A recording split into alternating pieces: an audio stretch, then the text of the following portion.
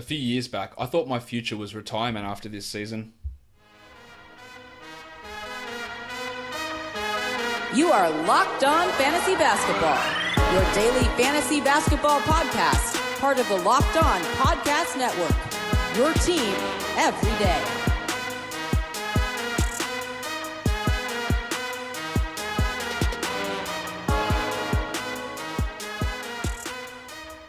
Hello and welcome to the Locked On Fantasy Basketball podcast, brought to you by Basketball Monster. My name is Josh Lloyd and I am the lead fantasy analyst at basketballmonster.com, and you can find me on Twitter as always at redrock_bball. Today we're doing another team preview. We are looking at the Detroit Pistons. So, Michael Bolton.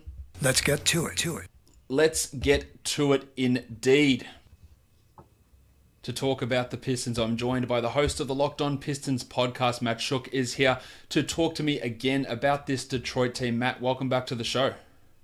Thanks, Josh. Appreciate you having me. I'm sure this is the one that everyone's looking forward to, the Detroit Pistons. Right? Always looking forward to talking Pistons here. Let's start where I have started all these shows, Matt, and that's by giving us a bit of a quick injury update. Of course, the man who was a little bit hobbled, to say the least, in the playoffs last year, Blake Griffin, with that knee injury. Is there any word that that's had any lingering problems? No. It sounds like he had a scope after the season real quick, and it did cut into his off season a little bit. And I would say cut him down a couple weeks going into the summer. But since then, sounds like he's working hard just like he did last summer. So a little bit further along than he is most summers with the injury issues that he's had in the past. So kind of all positive on the injury front for Blake. Now, Blake Griffin was the 38th ranked player in fantasy last year, but he did that in 35 minutes a game. And interestingly enough, over the back half of the season, he was outside the top 50. The minutes did drop back down and the efficiency dropped back down as well. And I think that 35 minutes a night, Matt, you can correct me if you think something different. I think that that's a little high, and I don't think we'll be seeing him at that level this year.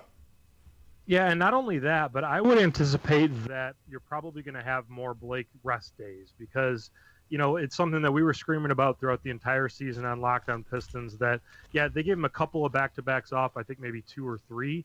But we saw as the end of the season came on, not only were the stats down, like you said, throughout the second half of the season, but he was held out of games throughout the past 10 games or so. I think he missed about 7 of those and then missed a couple of playoff games as well. And that's obviously not what you need from Blake Griffin. And that's given a season that he had basically the best case scenario health and you can reasonably expect out of him. So I think that Dwayne Casey and the coaching staff are probably going to advance to the future a little bit here in Blake's second year for him under Casey in Detroit and get some more of those back-to-back rest days and manage that load a little bit more this season. Of course, the ESPN ranking for him is ludicrous at number 24. Under no circumstance do you draft Blake Griffin anywhere near that spot. I think he's more around the 50 to 60 type of a guy, which is where he's ranked on Yahoo. He's too high on Fantrax also at number 36, again, with those games off, with the potential minutes coming down, with the efficiency maybe not being at where it was for the early part of last season and dropping back down to where it had been in previous seasons. I think we look at Griffin as that 50 to 60 sort of player rather than a top 30 player, which is where again, he's listed over on ESPN. Let's talk about his front court partner now, Andre Drummond, who is the best fantasy player on this team. He is a guy that we sort of know what we're going to get. Sky-high rebounds. He's going to score well. He blocks shots. He gets very high steals. In fact, over the final 28 games of last season, he averaged over 2 steals a game. And his free throw percentage, it did take a little bit of a step back last season, but that improved over the second half of last season to be a 65% guy over those final 28 games. Are we going to see him start taking threes at all? Because he did threaten it at the beginning of last season, and then it never really happened.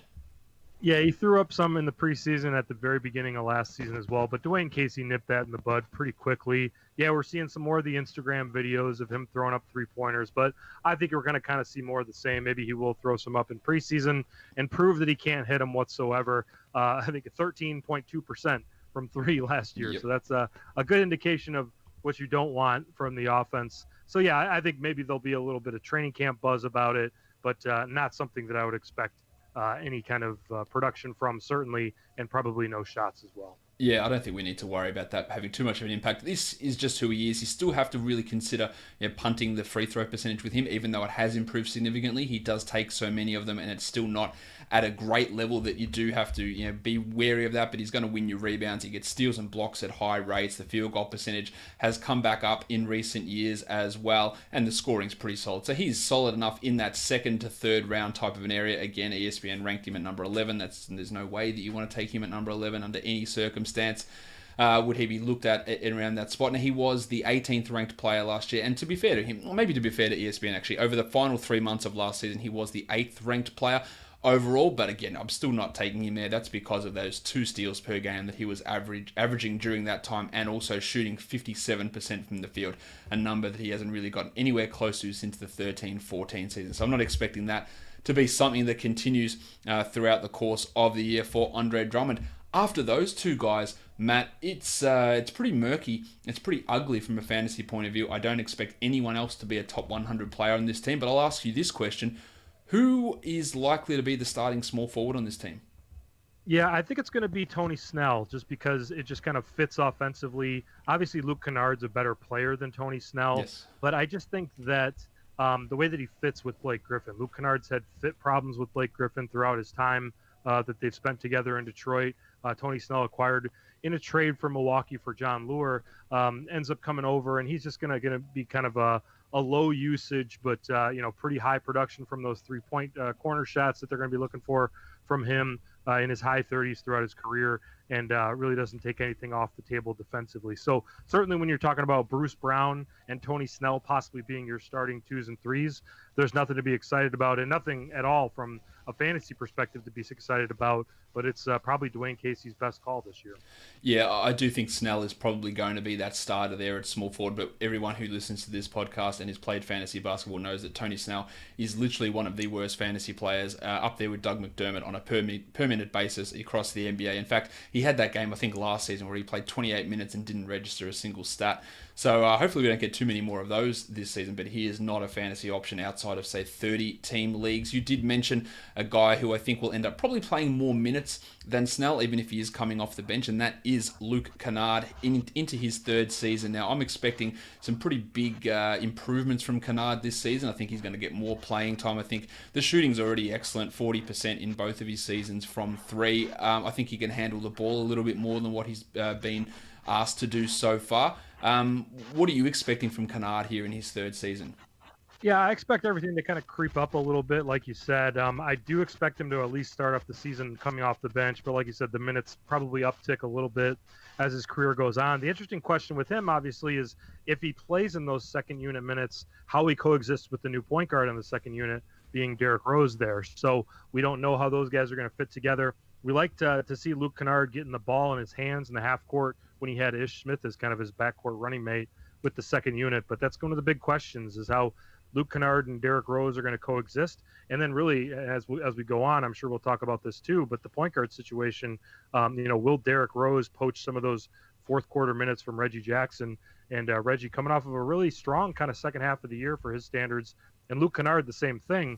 How do those fourth quarter minutes be distributed from Dwayne Casey when it's time to winning time in those end of stretch games? I think Kennard can maybe be a top 150 player this season. It doesn't mean I think that he is a draftable guy, but he's someone to watch on the waiver wire. And if he pushes to 30 minutes a night, then he starts getting more of those ball handling roles and starts to really develop as that guy, then he becomes a more interesting player. Now, you've talked about the point guard, so let's move on to them. Now, let's talk Reggie Jackson, who, again, someone, and I talk about this on the podcast all the time, he's injury prone. He played all 82 games last season. He only played 28 minutes a night, but he was out there for all 82 of those games. He still couldn't crack the top 130 for fantasy and has not been a top 100 player for 3 years, mainly because his steal rate is anemic, his assist rate fell off as well, only 4 assists per game, he gets no rebounds, he hit his threes, but that's really about all he does. And now Derrick Rose is there. Do you think that we'll see fewer than the 28 minutes a night that Reggie Jackson played last season?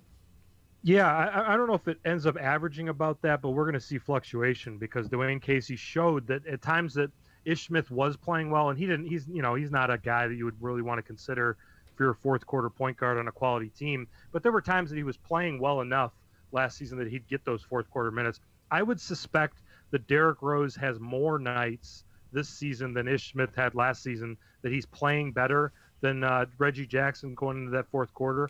And I would suspect that there's going to be more nights that Reggie Jackson ends up having those minutes cut because he doesn't get put back in the bench or back into the game off the bench late in the game there. So I would suspect that those minutes probably go down a little bit, but that could be a good thing. As you said, Reggie Jackson playing 82 games was a huge surprise for everyone this past season, given his injury history. So, from a Pistons perspective, it's a good thing to keep his minutes low and to try to keep the efficiency as high as possible. Now, obviously, from a fantasy perspective, that doesn't make him any more valuable to be playing less minutes. But, for the long haul, it was good. And really, talking about Luke Kennard and Reggie Jackson, of course, they got, waxed in the playoffs by the Milwaukee Bucks. But those are two guys that really showed themselves pretty well in that 4-game sweep. And the struggles that Andre Drummond had, the injury that Blake Griffin had during that series, Reggie Jackson and Luke Kennard both played pretty well. So that could, be something that spills over to the summer and has them kind of motivated to get things going. Reggie Jackson obviously going into a contract year this year, and Andre Drummond pretty much going into the same thing as he has a player option going into the 2020-2021 season. But from his recent comments, it sounds like an option that he's probably going to decline. Yeah, that was the recent stuff coming out from Drummond, that he's going to be exploring the free agency, although he did say that he loves Detroit and wants to be here, but declining that option would make sense for Drummond. As for Jackson, again, not a guy that I'm looking at as any sort of high upside late round pick. I think he's solid enough if you're looking for some points and threes, but overall there are going to be better options, I think, in those later rounds than Reggie Jackson. Derrick Rose had some really strong moments last season. I'm not sure exactly what they're going to do with him this year. He played a lot of 2-guard last season. Didn't play a lot of point guard. Do you think that the Pistons are looking to have him as the backup point guard, the backup 2-guard, the backup both of those positions, and get the majority of those minutes coming off the bench so he plays sort of high-ish 20s in minutes? I'm not sure. I mean, there will be times when he is the backup point guard. There will be times that he is the backup 2-guard, but I don't buy that he's going to get an uptick in minutes from what he had last year, just because there's other two guards that this team wants to try out. I know that Kyrie Thomas and Svi Mikhailuk aren't guys that people from a fantasy perspective care about, but these are guys that are coming into their third year as players in the NBA, and they're going to have to figure out second year. They're going to have to figure out if these guys are worth it to stick around with in the long haul. They've got kind of a glut of shooting guards right now. And I know that Derrick Rose shot the threes well to start the season last year in Minnesota, but I don't think that's something that anyone really believes is sustainable given his past struggles from three-point land. So I think it's more likely that those kind of guys, the Kyrie Thomases and Svi Mikhailuks of the world, get some more looks at that backup too, and that Derrick Rose, and there were times that Reggie Jackson and Ish Smith played together as point guards that played together as 1s and 2s on the court last year for Dwayne Casey. So there will be those times, but I think it's more likely that some of those other guys get some looks at the 2 and 3 spots. Langston Galloway, keep in mind, he's still there. He's a veteran who's going to get some minutes as well. So, there's some guys on this roster that's going to keep Derrick Rose's minutes from going down. And again, that's probably a good thing from a Pistons perspective, because another guy with a long list of injury problems that you want to keep as healthy as possible as the season goes on. Yeah, I also don't think Rose is much of a fantasy option. You mentioned the shooting. He shot 37% from 3 last season. That's great. And then shot about 2% in the 2019 portion of the season. In fact, I think he hit 5 threes in the entire of the 2019 portion of the season, and 3 of those came in one game, and then he just didn't hit any at all throughout that time period, and that's more in line with what he's been doing as a 29% three-point shooter, so don't buy into that too much. Let's talk about the guy who is going to be almost definitely the starter at shooting guard, Bruce Brown, who I guess surprised a lot of people by being a starter there as a rookie. And then in Summer League, he took over the point guard role, had a triple-double, and yeah, he showed some of that stuff during his time in Miami. Do you think we'll get to see much of him running any backup units as a point guard this season, or is he strictly going to be that low-usage, just play defense shooting guard that he was last year? It's something that we've heard about for a long time here in Detroit, and not just Bruce Brown, but also Luke Kennard and even Svi Mikhailuk. These are guys that at one time or another last season, Dwayne Casey mentioned as guys that could play some point guard with some backup units. And Luke Kennard was going to go into Summer League last year as a guy who played point guard, but he had the knee injury and wasn't able to play in Summer League.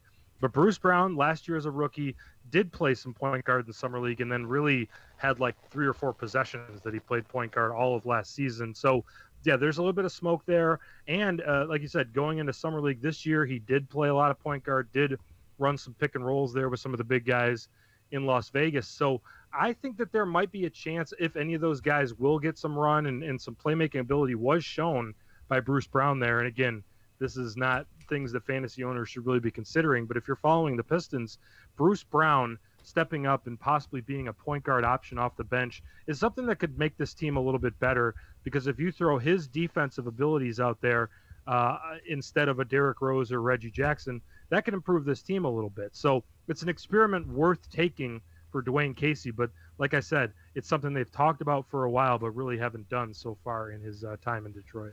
Brown can have some fantasy value, maybe as like a 16-team league guy, because he steals at a high rate. He blocks shots at a very good rate. We just need the shooting to come along. 26% from 3 last season, under 40% from the field overall. He shot these free throws well, limited attempts, but he shot them okay. So there is some hope that he can improve there as a shooter. Still shot poorly at Summer League from 3, but averaged 13.5, 8, and 8.5 with 1.5 blocks and 1.3 steals. Some pretty impressive numbers, and that's why he is a name to watch. If he pushes up in those high 20 minutes, the steal and block numbers from a guard could be useful, and if he starts handling the ball a bit, Brown can be a little bit interesting there. So he's just more of a name to watch in that group of guards that the Pistons do have. Markieff Morris signed here to sensibly be the backup power forward, but also probably to get some minutes as a backup center on this team. I don't think we're getting anywhere near the Markieff Morris that we saw in his prime in Washington. His neck injury hampered him last season, and he was very poor as a member of the Thunder. Do you think we'll see him at both those forward positions, or strictly just backing up, say, Griffin?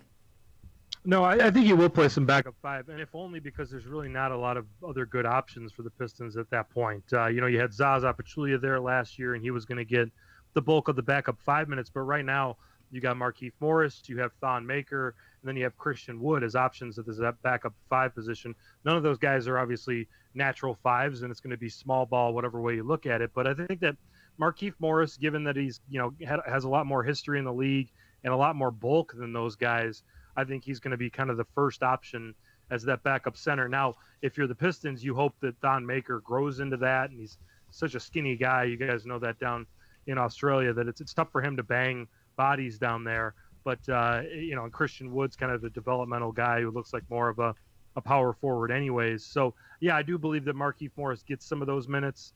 And, he's going to have to show it for several weeks that he's the kind of player that he was for a couple of years there in Washington before we believe that he's any kind of fantasy option. Yeah, he's a long way from being a fantasy option. He needs 30-plus minutes to really crack the top 100, and he's not going to get anywhere near that. Of course, Christian Wood, you mentioned, who put up some absolutely ridiculous numbers for the Pelicans last season. It's going to be impossible, pretty much, for him to get that. But of course, with Blake Griffin's injury history, and if Wood can outplay Thon, and if he can outplay Markieff, there is an opportunity. He's always a name to watch. No matter where Christian Wood goes, you always watch to see if those opportunities open up, because his ability to block shots, hit threes, score, rebound, get steals is really important for fantasy. Just getting that opportunity can be a little bit tough, and we've mentioned Thon already, who struggled quite a bit last season. I thought almost went backwards, I thought, in his development. Struggled when he had to replace Griffin during the playoffs, and just hasn't really developed into the sort of shooter that he needs to become to be useful. So I really worry about where his future sits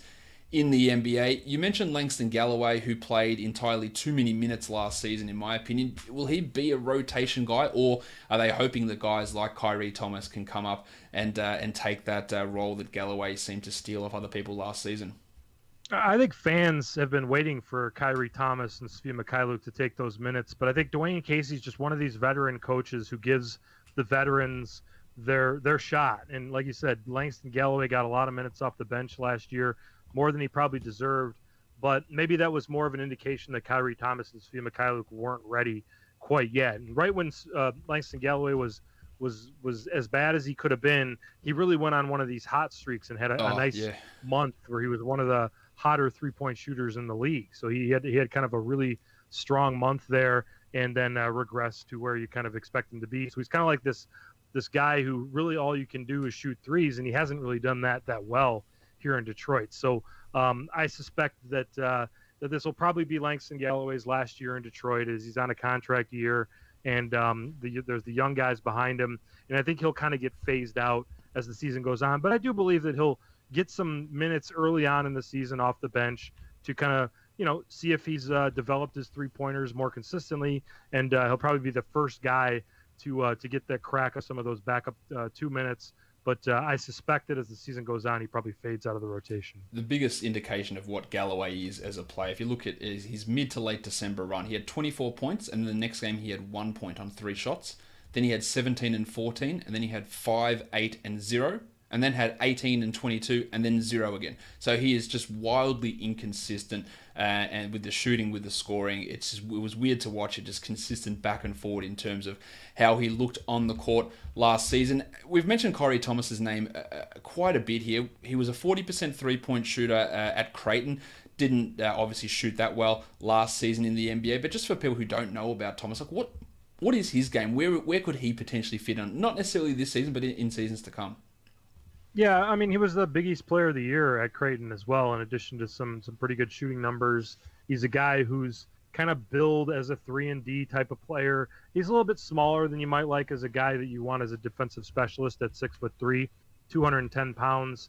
Not nearly the playmaker that Bruce Brown is, or even Svi Mykhailiuk could be as well. So, Kyrie Thomas is a guy who's a long ways away from being a rotation guy, but, at times he looked like he belonged out there when he got limited minutes in the NBA for the Pistons last season. So, again, we're talking about a guy who averaged 2 points a game last year, but was able to knock down shots from corner threes, and that's going to be the role that they envision for him next year. In Summer League, he knocked down 7 threes in the first game against Ukraine last year, or this past summer. So, again, a guy with potential to possibly crack the rotation, especially if given the chance this year. So, possibly a name to keep an eye on. They also brought in Tim Frazier from the Pelicans, and whenever Frazier gets an opportunity to start, he can put up assists. He also struggles mightily in terms of being a good and winning player. But where is he sitting in this mix? Is he just a real emergency type point guard? Yeah, he's the solid number 3 point guard. And I think that the Pistons kind of learned their lesson with Ish Smith going down last year for kind of an extended time, that they had to bring in Jose Calderon and give him real minutes as the backup point guard last year. And really, if you look at some of the numbers and watch some of the games, he might have been the worst player in the NBA last year with the what he was able to contribute. He's just over the hill, as we all will be someday. Yes. And Tim Frazier is obviously an upgrade over that. And, certainly there's no reason to get too excited about Tim Frazier. But if he has to step in to a backup point guard role, if Derrick Rose and or Reggie Jackson go down, which is certainly something that's within the realm of possibility and probably even likely as the season goes on, the Pistons will have a lot more competent of an emergency point guard with Tim Frazier than they did with Jose. Let's now talk about the Pistons' first-round draft pick. We saw him for 15 minutes in Summer League, Sekou Doumbouya. Just mainly Grand Rapids minutes for Doumbouya this season? Yeah, I would suspect so. I mean, but one thing, if you look at the Pistons roster, there is like some small forward, a little bit of a dearth there. So maybe there will be a possibility as the season goes on. I mean, this is a guy who's going to be the youngest player in the NBA. Certainly a guy that they're looking at as a contributor in years to come. And certainly a guy who's very raw as well. They believe that he could be a very athletic, Pascal Siakam type of guy down the road, and a guy who's going to need to become a consistent three-point shooter, but the tools are there. There's a pretty weak draft, so when he falls to you at number 15, you feel pretty good about it. You hope that he's pretty good in the future, but certainly there's no reason to believe that he's going to be a consistent rotation player, consistent contributor this year. Like you said, he'll see some time in Grand Rapids, maybe even a lot of time in Grand Rapids, but another name to watch for and another name to keep an eye on. And if you feel like he's maybe it's this year, maybe it's the year after that, if you see that he's starting to get something cooking here in Detroit, he might be a guy you want to pick up, especially in stash leagues. Yeah, he's very interesting for me long term. I think that he's better than the pick 15 where they got him. I think he's a top 10 player in this draft class who's got some creation ability, some shooting ability, some defensive ability. I think he can be a really interesting player, not only just for fantasy, but in the NBA. It's just going to be probably a couple of years away because, as you mentioned, he's still yet to turn 19 and doesn't turn 19 until December this year, the youngest player currently in the NBA. Last question for you, Matt. Is Michael Beasley going to make this roster? It's going to come down to Michael Beasley and Christian Wood for that 15 spot on the roster as we stand right now before training camp starts. Both of them have non-guaranteed deals, so it's kind of like you and I going into grade school basketball, and one of us is going to get the spot on the roster. It's really kind of a throwback like that. Michael Beasley and Christian Wood, it's pretty much going to come down to it. And to me, I give the nod to the younger guy. I think that Christian Wood might get that roster spot, especially considering that you have guys like Markieff Morris out there and Thon Maker out there who you expect to possibly be options as backup front court players. And then, but yeah, if you feel like that you need that scoring punch as a wing and into a small front court player, that Michael Beasley, as we know, can heat it up in short periods of time offensively. Obviously has never fulfilled the potential that he showed as a young player in Kansas State for his one season there. But I would say, in my opinion, a little bit less than a 50% chance of making this roster. But, a guy that's had some moments in the NBA, and he'll be gunning to keep his career alive in training camp coming up soon. He's already amazingly 30 years of age, Beasley. I would be taking Wood over him every day of the week. He's also suspended for the beginning of this season with a drug-related offence for the first 5 games of the year. Beasley will be out if he's even on this roster. I don't imagine he will be on the roster, but I thought I'd bring him up just as a last question here before we let you go. Now, the draft value guy, there's not much in terms of value. I think Luke Kennard at 237 on Yahoo is pretty ridiculous, and on a 14-team league, he's a draftable guy, so you should be looking at him there. Whereas as a bust player, Drummond at number 11, that's just way too high to be taking him. I could have had Griffin there at 24 as well as being too high of an option over on ESPN. Matt, thank you for coming on Locked On Fantasy Basketball with me. Let everyone know where they can find you on Twitter and on the podcast. Yeah, the Locked On Pistons podcast. We're here getting ready for the season as everyone else is. Give me a follow on Twitter at Matt_Schoch, SCHOCH, another underscore after that. I follow all the Detroit teams for the Detroit News, covering the Lions, covering the Pistons, covering the Red Wings, covering the Tigers, Michigan football, Michigan State football as well. And we'll go into basketball season. So all sorts of things about not just the Pistons, but Detroit teams as well. We're on Facebook at Locked On Pistons Matt Schoch, SCHOCH. And always appreciate spending time with you, Josh. Thanks for having me on. Thank you, Matt, for coming on and talking about the Detroit Pistons. And that'll wrap up another edition of the Locked On Fantasy Basketball Podcast. Subscribe to this podcast, Apple Podcasts, Google Podcasts, Spotify, Stitcher, and on YouTube. Hit the subscribe button, give it a thumbs up, and leave a comment. Follow me on Twitter at RedRock_Beeble and on Instagram at Locked On Fantasy Basketball. Guys, we are done here. Thank you so much for listening, everyone. See ya.